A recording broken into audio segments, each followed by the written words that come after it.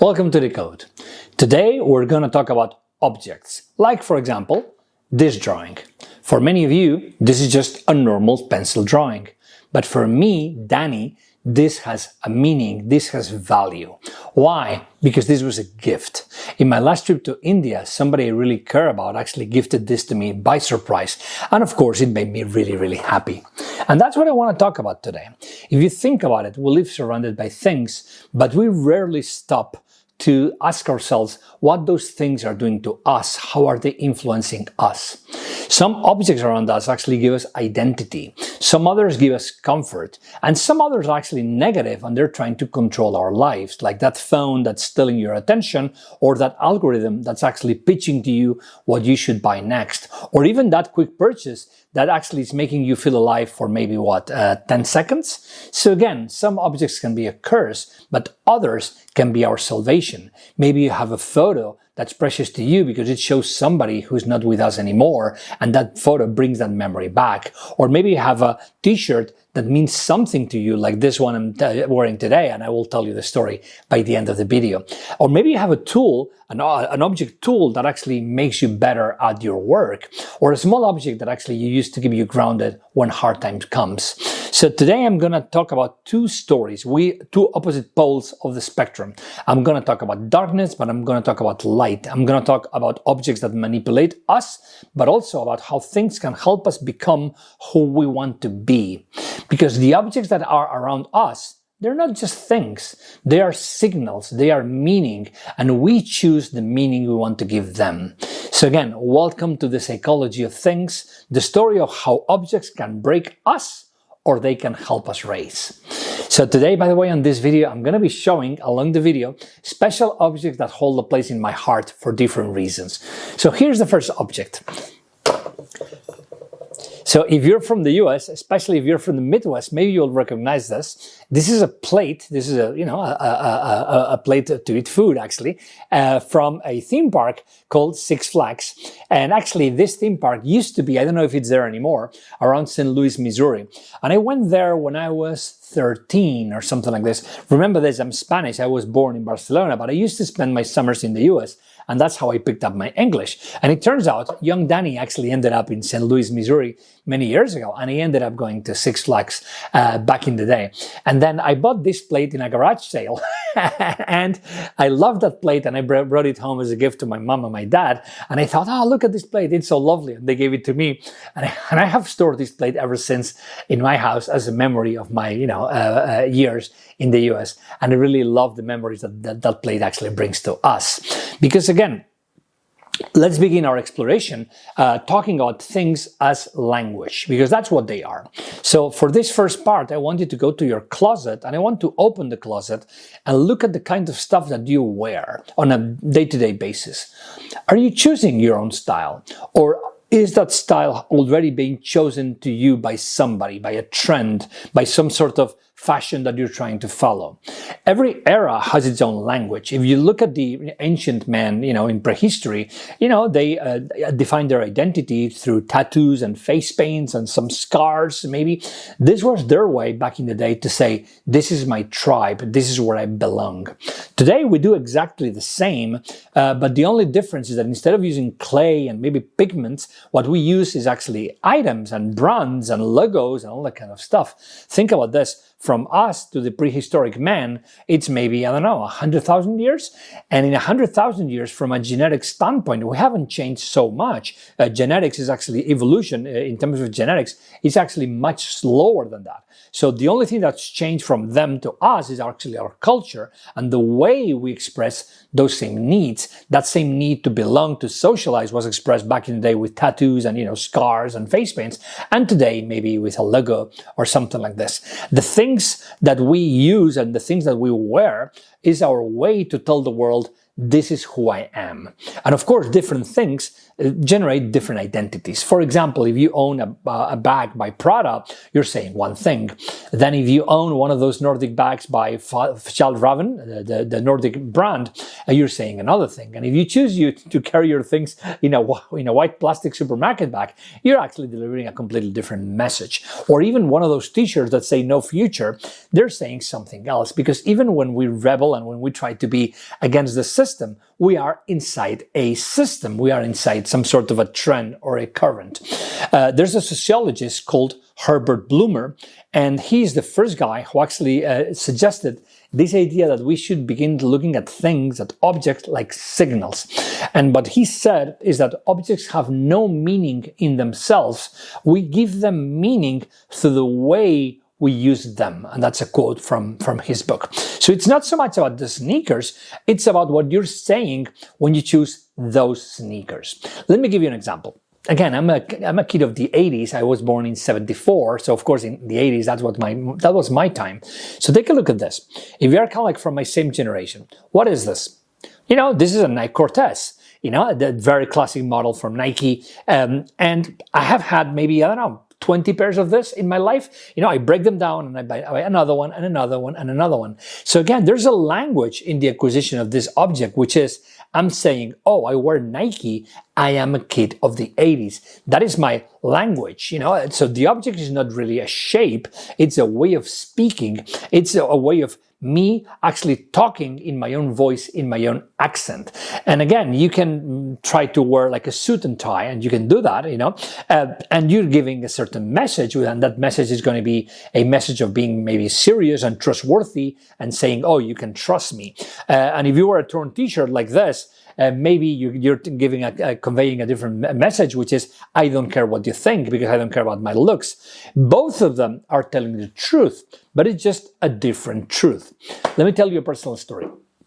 Many years ago, I began wearing kind of like very colorful and loud shirts, and there was no reason for that other than that I went to Hawaii in the US, and actually I love Hawaiian shirts, and I bought a Hawaiian shirt and I wear my Hawaiian shirt, But the fun part is because I'm a creative guy and I work in creative industries, everybody began saying, oh, you know what, that shirt fits you because you're an eccentric guy and it generates your visual look or identity. And that was not the case. I had just bought that shirt just because I liked the shirt, not because I wanted to convey a certain message. But the fun part is that through several years, I actually wore these loud shirts because I thought, oh, you know what? Yeah, sure. That's kind of like an identity that actually works for me. This identity of the eccentric guy, not anymore because I'm now 50 and honestly I care less about these things. But again, I was using the shirt in that case to actually deliver a certain identity, a certain message. We can all see that when you walk into a coffee shop, a Starbucks or any place like this, or a Costa Coffee or whatever, when you enter a coffee shop and the people there, actually they look at you as you approach the counter without even saying a word. You have been read by them, by your sneakers, by your backpack, by your glasses, by the way you hold your phone. We all speak a language, which is a language of appearance, of the way we look and the way we behave. And even if we're not aware of the grammar of this language, there is a hidden grammar, and we judge people by the looks. And those looks are, of course, conveyed by the objects and the brands that they are wearing. And of course, the brand companies, they're aware of this, and they have generated plenty of identities for us to align with. Let me show you some example. Let's look at Nike, for example, right? Nike, that actually comes from the Greek word for victory. Nike means victory in ancient Greek.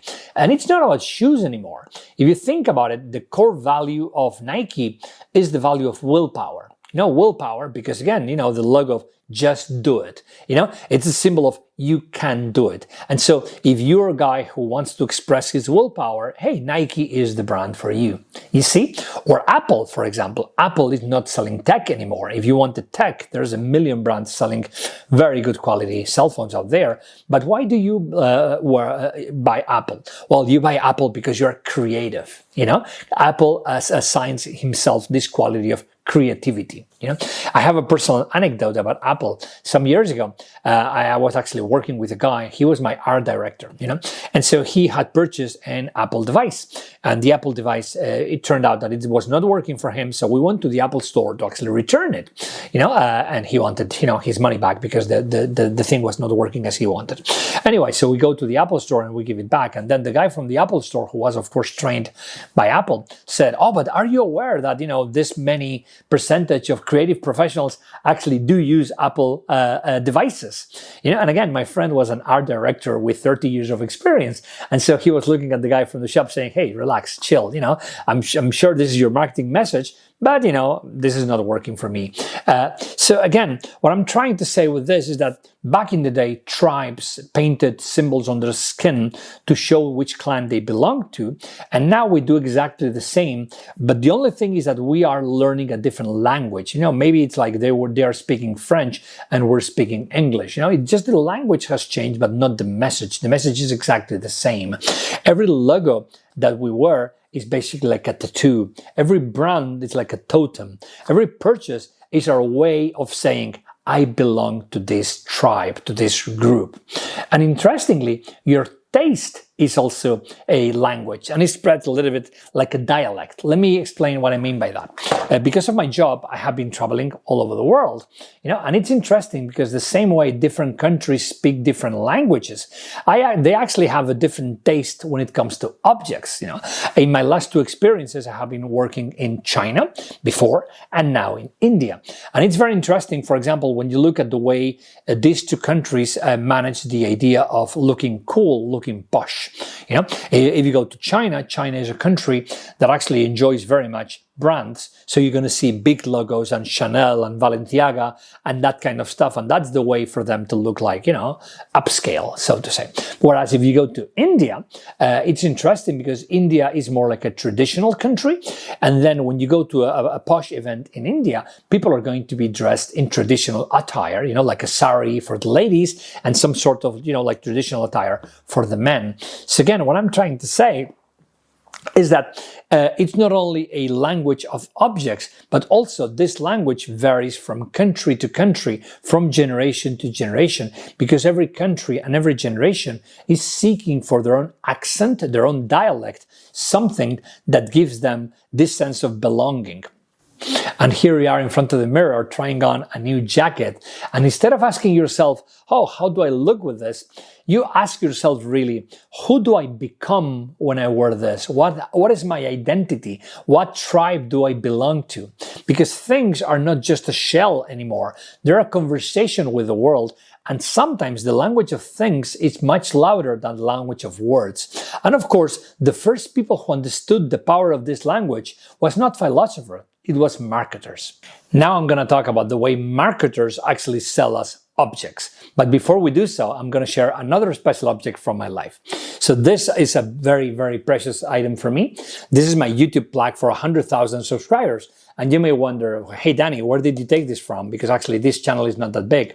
But remember, DECODE in English is actually a spin-off of my first channel, which is actually DECODE in Spanish, which has now about 140,000 followers. So again, you know, this is a precious object for me because it means, you know, people are enjoying DECODE. By the way, if you enjoy DECODE in English, please hit subscribe because this way we help the channel grow. And if you hit subscribe, you'll be notified every time I post a new video. So please do hit subscribe. But anyway, let's talk about marketing and the way marketers learned how to sell us things. Once upon a time, many, many years ago, centuries ago, actually, advertising was very, very simple. They just said, oh, buy soap because it will make your clothing whiter. Oh, buy this car because it's faster. Oh, buy this bread because it's fresh. We made it today. That was it. It was just basically a very simple triangle, which was a product, a function, and a benefit of that function. And that was the way we went with advertising until the 20th century or so. But then one man came and it changed everything, the rules of marketing forever. This man has a name and his name is Edward Bernays. Edward Bernays actually was the nephew of the famous psychologist Sigmund Freud. And he realized something very radical at that time. This was early 20th century, which is people, when it comes to purchases, they're not driven by logic or by reason, but they're driven by the desire and the fear buried deep within their subconscious. So Bernays fused marketing with psychoanalysis, and what he said is people don't buy products, they buy emotions. So that's when advertising learned that it needed to stop selling things and it started selling meanings. And where did he discover this? By announcing tobacco for women. Let me tell you this story. There was a company called Lucky Strike. I'm sure you know of it if you're my age. And actually, Bernays was actually working for this company. At that time, again, early 20th century, it was actually improper for women to smoke in public because, smoking was for men, and that kind of macho man-esque gender identity that we had at that time. But actually, Bernays wanted to grow smoking among women. So he came up with this idea, which was to actually turn smoking among females as an act of freedom, an act of liberation. And so he found out there was going to be a feminist parade in New York City. And what he did is actually he paid young women to actually go to this parade smoking cigarettes and called them cigarettes their torches of freedom. And of course, he organized a giveaway so that at the parade, he gave away packs of cigarettes and individual cigarettes to, the people who were actually going to the parade. Of course, on the next day, all the newspapers of the city of New York, actually had this demonstration on the front page, and it had like big headlines saying, "Women have conquered the streets, women protest for their rights," yada, yada, yada. But what did you see on the photos on the front page? Women smoking, because that was what Bernays had actually thought about and had planned. And of course, sales of cigarettes among women soared by the millions, and then females became as much smoking as men during the 20th century. How did he achieve that? Did he sell the benefits of smoking? Of course not, because, by the way, there's no benefits in smoking, right? What he did is he sold an emotion, and this emotion was the emotion of freedom. And so from that moment on, advertising stopped asking, what does people need? And more started whispering to their ears, this is who you'll become if you buy my product. This is who you want to be. This was the birth of a new era, the era what we call emotional branding. So it's no longer about convincing, it's more about conditioning you and not so much showing what the product does, but who you become when you buy that product. So this is psychology. But if you go deeper, we can explore the field of neuromarketing, and studies actually do confirm this idea of brands as a cult. There's a researcher called Martin Lindstrom, and he scanned people's brains while they were looking at logos from brands, such as Apple and many others. And what he found out was actually very fascinating, which is when people look at logos of brands that they align with, the areas of the brain that activate are the same areas as the areas related to religious faith. So again, brands know this, and they have replaced religion, and they have created their own language of symbols and their own rituals, like the opening day lines at the Apple store, or the unboxing and the limited drops and the launch days and all that kind of stuff. Think about this. Think about the last time you went to an Apple store. How is it? It's a big room, typically, with lots of light, with big columns, and with a big logo. Well, a church. And maybe it's not a coincidence that in a world where ideologies have died and religion is not as popular as it used to be, brands have taken their place because they have captured the souls of the buyers. You need to think about this. Whenever we put on a logo, we're not choosing a product, we're more choosing a side. We're choosing a world that we want to belong to. We're not saying, oh, I like this pair of sneakers. No, what you're saying is, I'm a Nike kind of guy, or I'm an Adidas kind of guy. That's not really a metaphor. It's identity built on a symbol. But for this emotional language to always work in a reliable manner, of course, they tap into chemicals in our brain. And that chemical is dopamine. By the way, I said I'm going to be showing special objects that mean something for me between section and section. So this is the third one. So this is actually, if you're from Mexico, you'll recognize this. This is a feather serpent. Quetzalcoatl. Back in the day when I was in my 30s, I worked in Mexico City for 2 or 3 years. And I love Mexico City because I love mythology and history and tradition. And it turns out very close to Mexico City, there's these ruins called Teotihuacan. And Teotihuacan is actually a fantastic place. If you've never been there, you should go. It's huge pyramids in the middle of the Mexican plain. And I bought this souvenir actually in Teotihuacan from a vendor there. And I have had him at home for many years. So it's not about the price anymore because, again, this is a souvenir. It was really, really that cheap, but it's more about me looking at that feather serpent and remembering, my adventures in Mexico and Plaza Garibaldi and all that kind of stuff. Well, hey, hi to all my Mexican fans. So anyway, we're talking about chemicals, and I want to talk about the role of dopamine in all this. I've spoken about dopamine in some of my other videos, so I'm going to be quick here. But basically, remember that dopamine is a neurotransmitter which is associated with reward. When we predict that something will happen, and it actually does happen, we get a spike of dopamine that generates pleasure in our brain. But basically, it was the biologist Wolfram Schultz who discovered something very simple, but very important, which is that dopamine does not come, the spike of dopamine does not come with a reward, but it comes in the anticipation of the reward. On the previous phase, when we see that we will get the reward, that's when dopamine kicks in. And of course, marketers know this, and when it comes to objects, they use this really, really well to actually engage us and make us generate more purchases. I'm going to give you 2 really, really good examples. The first one is the design of the shopping cart on many shops like Amazon or any online shop. If you think about it, a shopping cart is a great construct because it allows us to buy many things at the same event. But also there's a second thing, which is in terms of dopamine, a shopping cart is an amazing tool because if you think about it, you're dividing the purchase action in 2 moments, one in which you put the thing on the shopping cart, and that gives me the dopamine hit because that's when I know, oh, I'm going to buy this.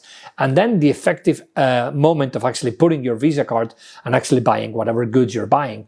So what's happening here on a neurological level is that basically they're lowering our threshold of acceptance of that purchase because actually what they're doing is they're giving us the dopamine hit when I put it in the shopping cart. And by giving me the dopamine hit, it's actually making it easier for us to accept, oh, okay, we're going to purchase this thing, But again, there's other objects in which this dopamine ladder or this dopamine, spike is actually even more evident.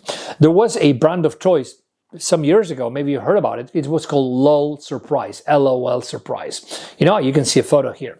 And these toys were actually very, very well designed because it was a ball. And this plastic ball, it had layers inside of mini toys. There was always a doll, like a small doll. But, you could have sunglasses for the doll and a skirt for the doll and, stickers for the doll and whatever. And they were layered so that basically the unboxing of the doll was actually extremely complicated as a process, and you could be unboxing the doll for many minutes until you were able to access all the contents of the ball. And of course, what that generated was a dopamine ladder because you opened the first layer, surprise. You open the second layer, surprise. You open the third layer, surprise. You see? So it's a mechanism that actually was giving you like micro doses of dopamine in your brain. And that's why these toys, the LOL Surprise, were so extremely successful, something like, between 5 and 10 years ago. It's funny because they were so successful in their unboxing that kids actually didn't care so much about the toys anymore. In preparing this video, I have 2 daughters. I asked my daughters, they used to be fans of these toys, hey, where are the LOL Surprise? Because I want to show one on the video. And you know what was their answer? Oh, we don't know. We lost them. Because again, the experience was the unboxing. Once the unboxing is done, basically there's not so much to do anymore. In our modern world, we no longer have to fight, to hunt, or to survive. Remember 30,000 years ago when, families and hunting parties went together to hunt mammoth and maybe, a bear or something like this? That was their source of risk and excitement. In the modern world, what is their source of excitement? Opening a LOL Surprise and getting a small dopamine spike just to see which version of the sunglasses did we get? Is that our little spark of liveliness? And again, this dopamine actually will fade anyway, because studies show that dopamine hit of a purchase actually is going to last between 2 and 4 minutes after the purchase. And so after that, silence will return and we will feel the urge to buy something else again. Because many times we don't find satisfaction in the objects we buy, but we only find satisfaction in the promises they make, promises designed to keep us wanting for more. Before we move on to the next section, I'm going to show you another object that you may have seen if you've seen some of my videos before. It's usually there in the back, and it's this. This is a fun object with a really, really fun story attached to it. So this is a fiberglass replica of a young T-Rex skull. So of course this is not real, this is fiberglass, okay? I bought this thing in London in a trip many years ago in an antique shop. And remember my face when I actually went back to Heathrow to take my plane back to Spain. Of course I didn't put this in a suitcase because it's fragile, so I was carrying this to the safety corridor on the airport. And of course, imagine the face of the policeman when they saw this thing on the X-ray machines. They stopped the belt, and all the police actually clustered around the screen, and they were looking at me like crazy. And one of them, laughing, said, "You're gonna have to explain a lot of things, boy." So again, this is another way of showing you that objects can sometimes bring us memories, in this case, a happy memory. But now I'm gonna move on and talk about things and objects that actually replace us in some way or another. Think about this. We believe that our mind lives inside our skull. But what if it doesn't? What if part of our thinking has been already outside of our body? Try remembering, as an exercise, the cell phone number of your 3 best friends. Come on, give it a try. Close your eyes, think of your 3 best friends, and try to write down their cell phone number. Can you? I can't. And why? Because I have outsourced my memory of phone numbers to a cell phone. But it's funny because if you ask me, and again I'm 51, I'm from an era when we did still have static phone numbers, like land phone numbers. So I, of course, remember the phone number of my mom. So if I wanted to call her to her home, I could do it right away because I know that number inside out. So think about this. Again, we have outsourced our thoughts to machines. You know, there's a philosopher called Andy Clark, and he says, in the modern times, thoughts are no longer limited to the body, but they extend into the objects we use. Meaning that part of our mind is no longer in our heads anymore. It's in our phone, it's in our notebooks, it's on Google, it's in our emails, it's, all over the place, scattered, because we have outsourced all that thinking to outside sources. And so the problem with that is, of course, that we depend on those outside objects. And that's what happens, for example, when you run out of battery and your battery dies on your cell phone, right? You feel hopeless, you feel helpless, you feel insecure, because really you are, you would like to remember, or you would like to access some of the information on that phone, but you can't. And it feels a little bit like they have just chopped one of your arms, and they have, because at this point in your life, your phone has become another organ of your body. Think about this. We have outsourced our memory to our cell phones. We have outsourced navigation to the GPS. We have outsourced our taste of music into Spotify, Back in the day when I was younger, we could go to a shop and actually buy vinyl records, and we could actually listen to them in the shop to say, oh, I like this one better. And that's the way we discovered bands like Queen or U2 or David Bowie, right? Today, that's actually unthinkable. What people do is they just go into Spotify and they say, hey, what is the weekly recommendation? And we are basically being force-fed, in this case, taste by a machine, Spotify in this case, right? And we have even outsourced our opinion in the review systems, like, Airbnb and Amazon, and, all the systems actually have stars, right? It's not our opinion anymore. It's more like the hive mind of the internet telling us what we should think about this product or this apartment or this hotel. We have made things smart, but the smarter they become, the dumber we become. Think about this. Let me tell you a personal story. I'm a computer scientist by training. I studied computer science engineering back in the day. So of course I was decent at math. I could compute by hand, square roots, and I could even approximate the value of logarithms. I knew the algorithm to actually compute a logarithm by hand. Of course I have forgotten all those skills from back in the day, but it's actually way worse. I want you to try this, even if you're a science guy like me. Could you do a division? And again, I'm not saying 36 divided by 4. No. What I'm saying is write down a number of, let's say, 5 digits. And then write a second number of, let's say, 3 digits. Can you do that division by hand? So again, for every tool that has made life a little bit easier, we have erased one skill. We didn't actually expand our consciousness, we outsourced it to machines. And so we live now in a generation with infinite knowledge and evaporating attention. Millions of answers, but fewer and fewer questions. Objects don't just help us anymore, they think instead of us. And if they ever think better than us, as it's the case now with AI, the only thing left for us to do would be to watch them. Now I'm going to move on and talk about the paradox of freedom, but I promise you I will show special objects for me between sections. So here's the next one. This is my first console. This is a PlayStation 1 from 1990 something, and it holds a very precious place in my heart because again, I have been a video game developer for a long time. So as you can imagine, this kind of machines mean a lot to me. Although this one is actually not even mine. This is from a friend who forgot it in my home and I still have it. So if you're there, just come pick it up. So anyway, I want to talk about how more object doesn't really mean more freedom.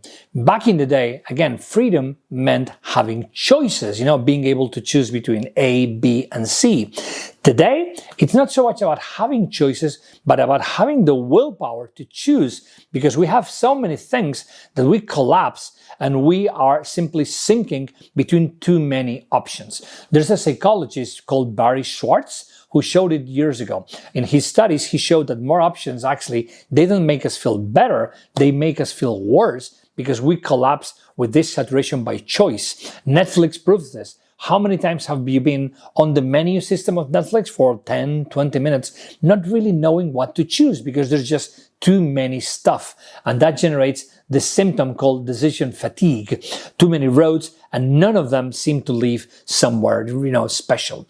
There's a very, very good story about this saturation of choice, which is from a German movie called 100 Things. This is a German tragic comedy. You should check it out. It's a really, really fun movie. In this movie, there's two friends. These two friends are two successful tech entrepreneurs from Germany.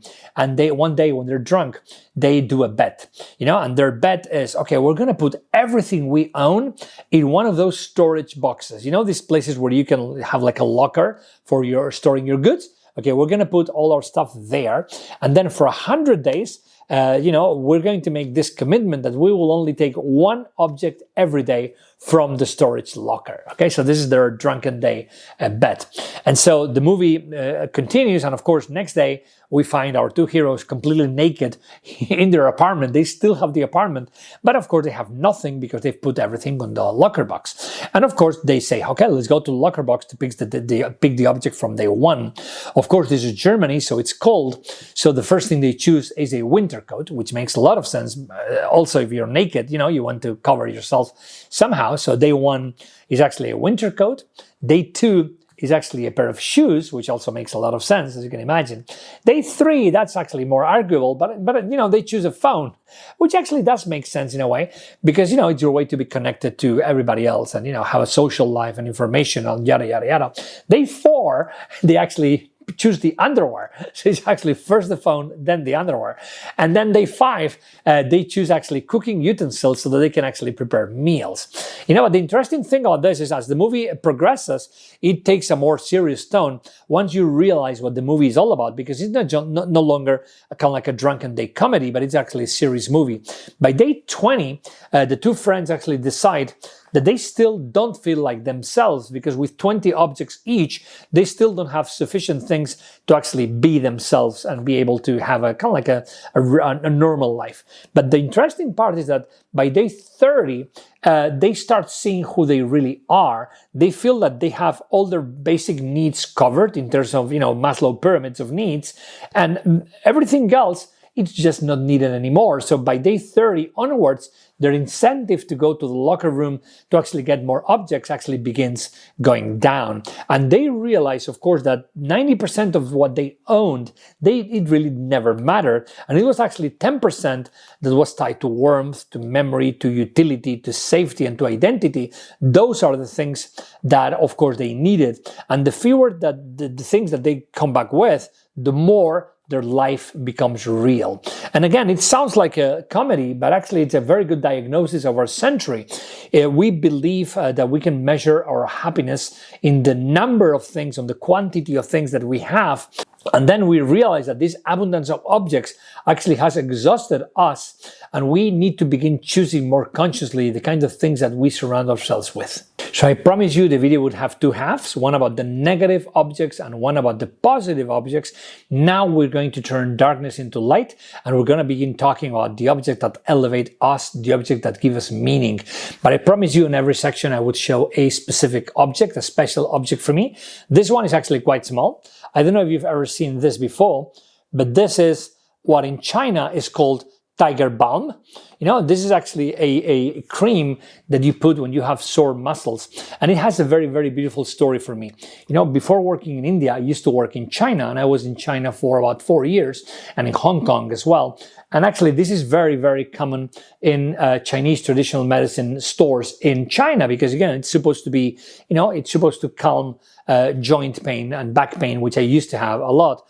But then when I stopped going to China, of course, I missed my tiger balm. But then through immigration, there's a lot of Chinese shops here in Barcelona. And I was actually very, very happy one day going to one of these shops in Barcelona and finding out that they are selling this in my city. And now I can get the same tiger balm here in the city of Barcelona. So, you know, here's another example of an object that has meaning for me.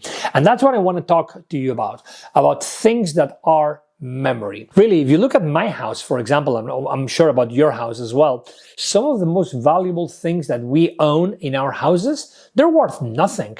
It's maybe a photograph, or maybe it's a letter for somebody you loved and somebody who's not with us anymore.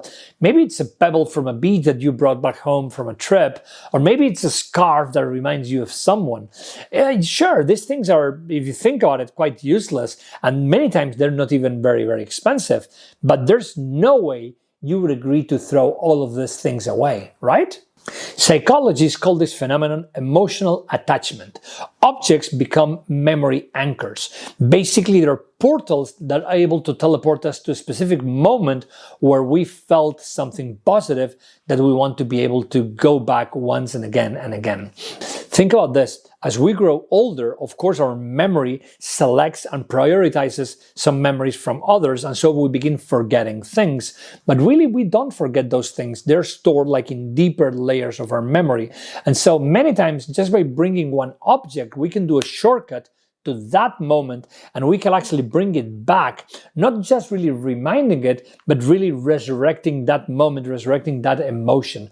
Actually, MRI scans of the brain of people, actually they show that the brain reacts to these objects the same way as in the real emotion of that place or the real emotion of that person. So these objects actually, they become teleportation machines that take us to that specific moment. We all have objects like this. I call them talismans. You know, a talisman is this kind of like cheap object that we actually want to store, we want to keep as a shortcut to a memory. One of the most typical talismans, as I said before, is photographs, but it could be objects. Let me show you one that actually has a lot of meaning for me. You know, it's this one. I'm going to put it up close to the camera so you can see it better. You know, as you can see, yeah, it's a lump of wood. Actually, it's not so much wood, it's actually a seed. Let me tell you the story of this object. This is one of the most powerful talismans I have in my life. So I'm 51, I'm married 36 or something like this. And what happened is when I got married, I was lucky enough to actually go on a really, really nice trip to Australia as part of my honeymoon. And I went to the Great Barrier Reef, to the northeast side of Australia. And there, in a town called Cairns, actually, I was able to visit some villages, and there were like Aboriginal markets and yada, yada, yada.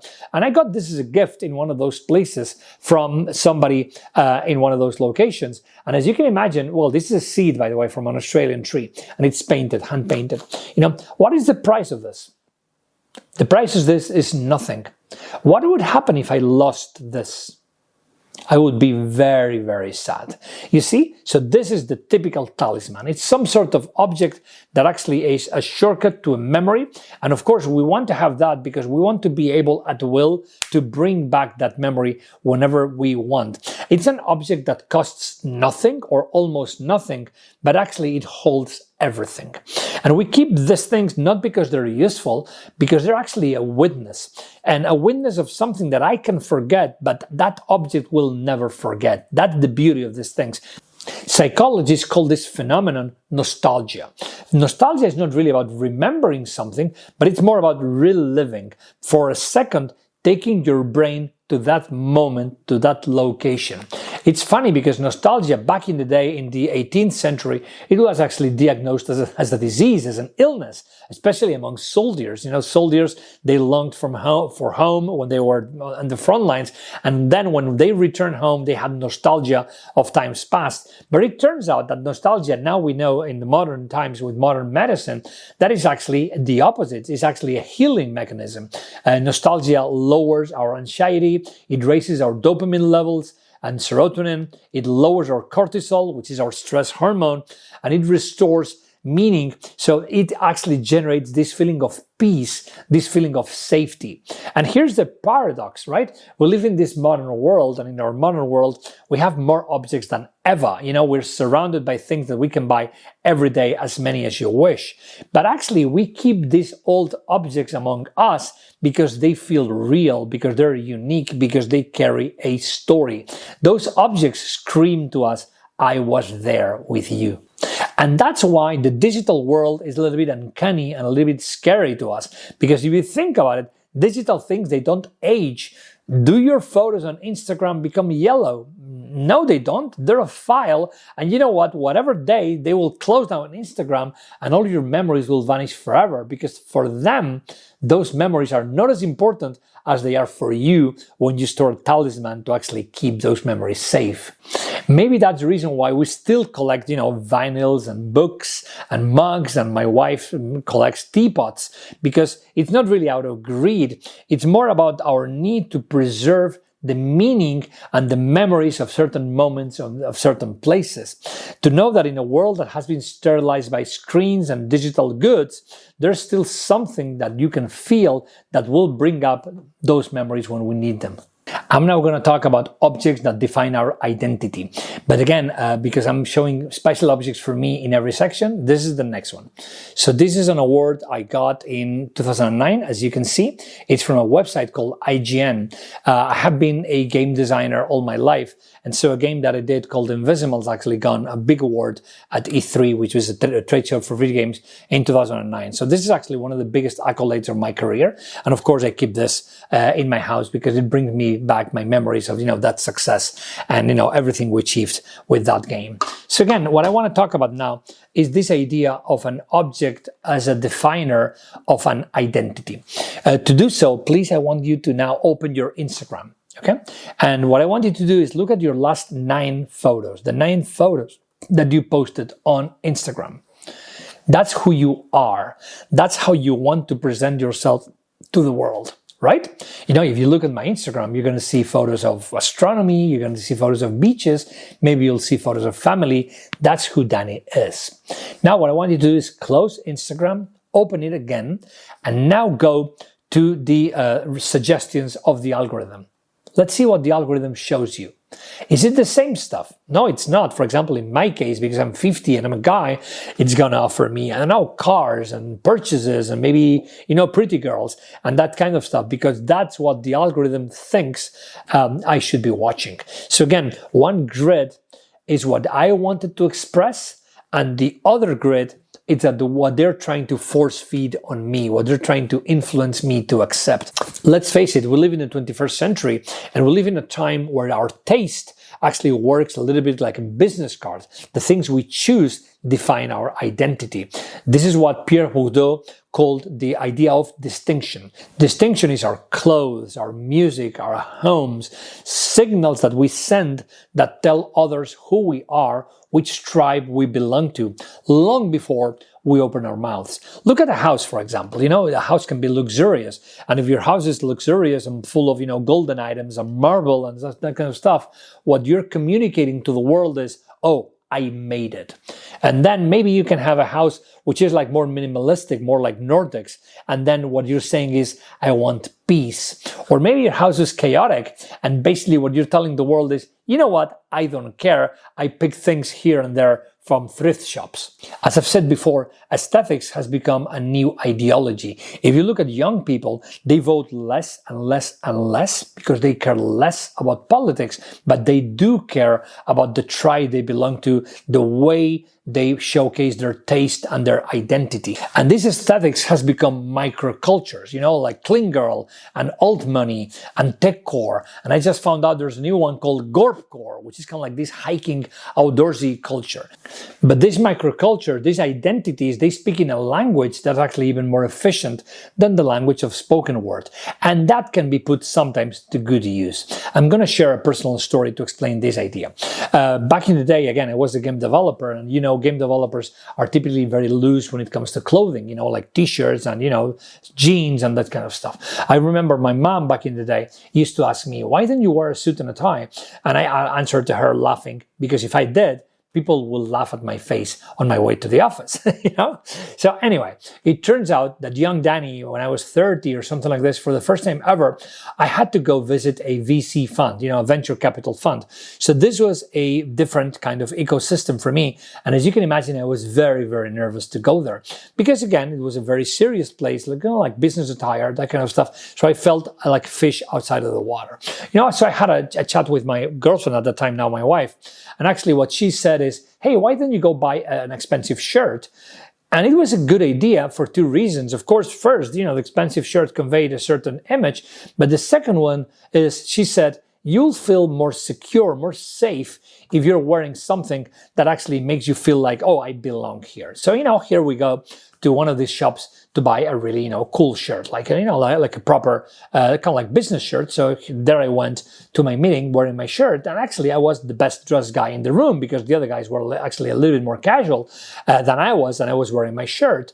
And you know what? It did the trick, because in my presentation there, I was actually conveying a sense of safety. And this sense of safety came from the fact that I felt safe myself. I felt like I belonged there instead of being uncomfortable, like the kid being watched by the older people who are kind of like these VC people. So again, this identity, this microculture is something that sometimes we need to learn to use to our advantage, because sure, we're social animals. And yeah, everybody wants to be different, but at some point in our life, we all need to fit in in one way or another. And so knowing what is the tricks of, culture and identity and how we can leverage objects to actually make us fit in can actually be a tool in our arsenal. Look at TikTok, for example, right? TikTok in the modern times, it has become a giant wardrobe for identities. You open TikTok and you're going to see everything from, goth to emo to posh to preppy to, all a million different kind of looks and aesthetics.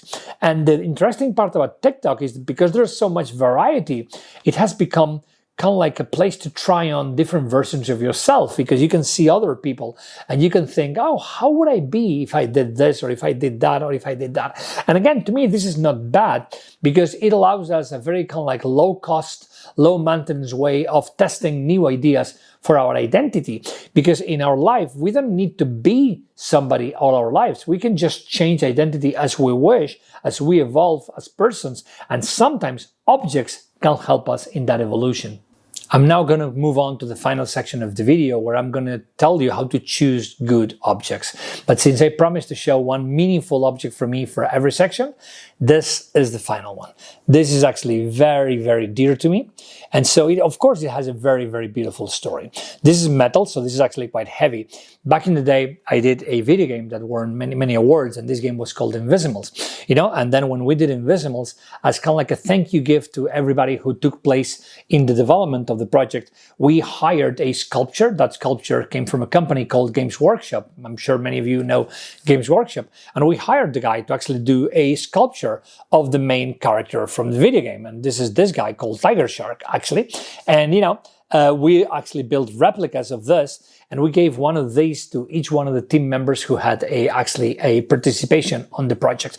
If I remember correctly, there's 25 of this. So if you have one of these ones at home, it means you worked on Invisimals. You were one of the guys who actually made this thing happen.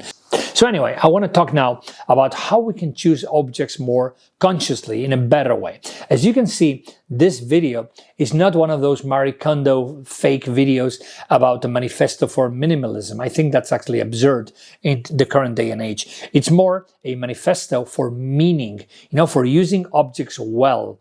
We don't need fewer things. Of course, sure, we can have fewer things. But what I'm trying to propose is for us to actually put the emphasis on having the right things, the one who connect us to something that's actually meaningful, something that's actually dear to us. So I'm going to give you 5 habits which I think are actually interesting thoughts or processes to actually encourage you to own those objects that actually do make you happy. The first habit I recommend that you pursue is to buy slowly. Of course, the best way to only have meaningful objects is not to have too many. And so I have a technique that I've been using all my life that actually proven very, very useful to me. I'm going to share it with you. Typically, whenever I'm buying something, except if it's something cheap like, yogurt or bananas, typically, I will always have the rule to buy things on the second visit. I never buy something on my first visit to a store. So whenever I go to a store and I see something I like a jacket or furniture or whatever, because I know the way dopamine works, because this is my job, that's what I do for a living, I do video games, so I understand the dopamine loop perfectly. What I'm going to do is whenever I see something I desire, I'm going to disconnect from that thing and I'm going to back away and go home. And then some days after, when the dopamine hit has gone down, I'm going to return to the shop and I'm going to give a second look of saying, oh yeah, do I really like this thing? Do I really believe on my second visit that I should buy this? Sure, if I do think the same way, then I'm going to buy it. And of course, it can be something very cheap or something very expensive like a TV or a telescope or something like this, But again, my first advice is buy slowly, and the best way to buy slowly is to buy on your second visit. My second habit for you is to always keep things with stories. Whenever you're thinking if you should throw away something, hold the thing in your hand and try to remember what is the story attached to that thing. If there's a beautiful story, you should keep that object, because that object is going to become a talisman. It's going to become a reminder of that story. But if there's no story, just throw it away. It doesn't matter anymore. I have a beautiful story about this. One of the objects I miss the most, when I was a kid, actually, I was gifted one of those small computers that were kind of like the thing in the early 80s. In my case, it was an English computer called Spectrum, ZX Spectrum. Maybe you know what this is, And actually, I had this from my 4th grade, so I was 10 years old, up to, many years in my teenage years, And then many years after, it went actually unused because I had a PC computer and, it was stored in a box and somebody gave it away and I forgot to actually keep that thing. And you know what? I would give everything to have that computer back with me because it had so many memories for me, especially me being a software developer. Imagine the memories I had of my first computer, the computer in which I learned how to program, how to learn how to do video games, etc. You see? So again, always keep those objects that hold stories for you and let go of the objects that don't have stories. My third habit is whenever you're thinking about what to keep, always try to sacrifice quantity for quality. You don't need 500 photos. You need the one photo with that person that you want to remember forever. You don't need to have, 100 sneakers. Having one pair is more than enough. Again, always trade quantity for quality, because if you have too many, then you're diminishing the value of each one of them, because what you're going to generate is this saturation of abundance that I was talking before, and then you're going to stop valuing each one of them individually. My fourth habit of what to keep is always keep objects that are an opportunity for the future. Whenever you see an object and you think, oh, I should throw this away, think if that object has a space in your past or if it has a space in your future. For example, I have telescopes because I'm an astronomer, I'm an amateur astronomer. To me, a telescope is not really an object, it's a promise of the days the nights I will spend with my mates, with my friends, actually looking at the stars. So again, that telescope is valuable, not so much because of the thing it is, but more about the promise of the things I will do with it in the future. So again, whenever you have an object that has a brilliant future for you, keep that object nearby. And my fifth and last advice is always keep those objects that make you a better person. For example, in my case, sneakers. I love to run. I do mid-distance running, like 10Ks and stuff like that. So yes, I do have sneakers because actually with sneakers, I go running. And with that running, I actually become a healthier person. So in a nutshell, I want you to imagine that you are going to move houses tomorrow. You're going to be in your house and you're going to be moving to a different place. And remember when you move houses that they bring those big cardboard boxes so that you can put things inside. I want to imagine that you have two really big boxes. One of them says keep and the other one says let go. Now immediately close your eyes and think, what are the things that for sure go in the keep box? Okay, save those. Everything else, the things that would go in the let go box, or the things that you're even not sure about, those things, most likely, you should discard without hesitation, because we have too many things. And honestly, the things that you decided that are going to go on the keep box, that's most likely you. That's your identity. Everything else is just clutter. It's just noise. We don't need very complicated rules. We just need one, which is things should serve you. They should be useful for some reason. They should never replace who you are. Objects should never own us. They should help us connect with memories, like what I said about talismans. A talisman helps us connect with a memory of a happy moment. They should help us connect with others by allowing us to actually establish our identity or change our identity so that we can socialize better with other groups. And of course, connect with ourselves, with our inner emotions, and make us the better version of ourselves. When we use objects that way, they stop being things and they start becoming meaning. When this video is over, I would love you not to rush to the next video. Even if it's one of my videos, please don't do that. I would prefer that you actually stop the video and stand up and look around your house, look around your room, and try to begin identifying in the objects in your room the ideas that I have tried to present in this video. Which objects are trying to capture your attention and maybe you should curb and you should limit access to? Which objects are actually your talismans, the ones that actually bring up a beautiful memory of a person, of a moment, of a place? Which other objects are actually identity builders, things that actually allow you to change who you are in a positive way, to belong to a certain collective, or to give you this sense of safety? And last but not least, of course, which of the objects around you shouldn't even be there because they're just background noise? Again, this is not a video against things. This is a video for meaning. Real things are not the ones that cost a lot or cost too little. They're the ones who mean something to us. We started this video with a very simple but compelling question, which is, who chooses whom? Do we choose the objects around us, or do they choose us? Whenever in doubt, I want to recommend you a read, and that read is the fantastic book, The Little Prince by Saint-Exupéry. I'm quite sure many of you have read it. It's one of those books that you should read at least once in your lifetime, and ideally several times, because it contains very, very good wisdom about many areas of life. And in this passage that I'm going to recommend, it talks about, this idea of objects and the value of objects. It turns out that the little prince actually meets a flower, a rose, in one of the episodes of the book. And at some point after meeting the rose, the little prince is actually talking about this sense of missing someone or longing for the company of someone. And there's a quote which is extremely famous. I'm sure you've heard it before. But actually, it says something like this. It says, the rose is not important. It's the time you spend with the rose that made her important.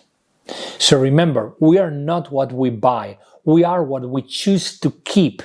Remember also this. Things are machines. Think of every object around you like a machine. It's like a vehicle. It's a vehicle that allows you to travel. It allows you to travel through time to a moment where you are happy and that object is going to bring back. It's going to allow you to travel through space to a location that you're going to be able to visit because of that object, that piece of clothing maybe that reminds you of a trip or something like this. And it's going to be able to actually allow you to travel to an emotion, to your inner self, to remember who you are and what you've made of. So thanks for watching this video about the psychology of objects. This is DECODE, and I am Danny Novarama, your host. And you know, DECODE is my channel in English, which is a translation from my existing channel in Spanish, which has over 100,000 followers. And in DECODE, what I try to do is I try to talk about, the modern world with no bullshit. And we deal with topics such as, in this case, objects and, consumerism, psychology, sociology, politics, etc. If you have enjoyed this video, please hit like. We're slowly growing, and, pressing like to this video is precious because it gives it more visibility on the YouTube algorithm. And of course, if you really enjoy what I do, please hit subscribe. I post videos every Tuesday and every Friday, and by subscribing, you're going to get a notification every time I post a new video. And of course, it also helps the channel get more visibility. On every section of this video, I have spoken about a special object that holds a place in my heart. And so I've left for last the most important object, which is actually this t-shirt that I'm wearing. This t-shirt is actually now 35 years old. So I bought it when I was 16 years old. And as you can imagine, it's no longer a t-shirt. It's a memory of something. And it has a very beautiful story attached to it. But of course, as with every really big story that we have, this one I'm going to keep to myself. Thanks for watching DECODE. See you in my next video. Bye.